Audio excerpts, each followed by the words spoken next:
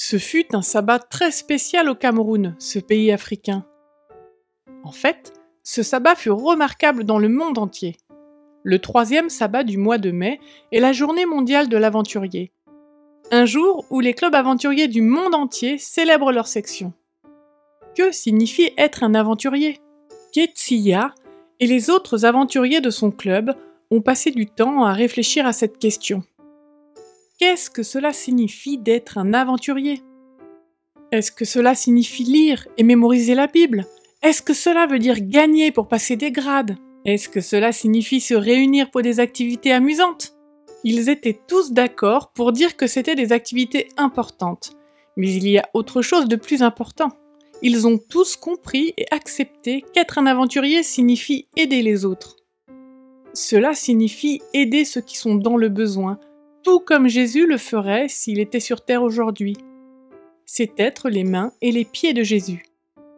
Ketsia et ses amis ont décidé de célébrer la journée mondiale de l'aventurier en rendant visite à des enfants qui n'ont pas de parents.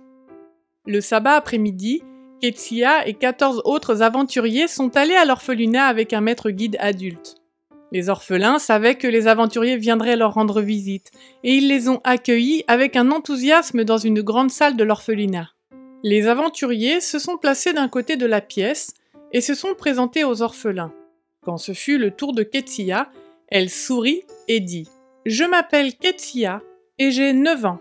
Je suis une adventiste du 7e jour et je fais partie du club d'aventuriers. » Ils dirent tous qu'ils étaient adventistes et aventuriers. Puis les orphelins se sont présentés. Aucun d'entre eux n'était adventiste ou aventurier, mais ils étaient curieux d'en savoir plus sur eux. Une fois les présentations terminées, le maître guide fit signe aux aventuriers de se mettre ensemble. « Nous allons chanter quelques chansons », a-t-il déclaré. Ketsia et les autres aventuriers ont chanté avec enthousiasme des paroles sur Jésus. Ils ont tapé dans leurs mains pour certaines chansons et fait des gestes pour d'autres. Après avoir fini de chanter, les orphelins ont demandé aux aventuriers de chanter à nouveau, puisqu'ils ont aimé ce qu'ils ont vu et entendu. Les aventuriers chantent une fois de plus, et les orphelins les écoutent avec beaucoup d'attention et un sourire radieux. Ensuite, le maître guide a donné un court message disant aux orphelins que même s'ils n'avaient pas de parents, ils avaient un Père céleste qui était toujours prêt à les aider. Il a terminé son discours en priant pour les orphelins.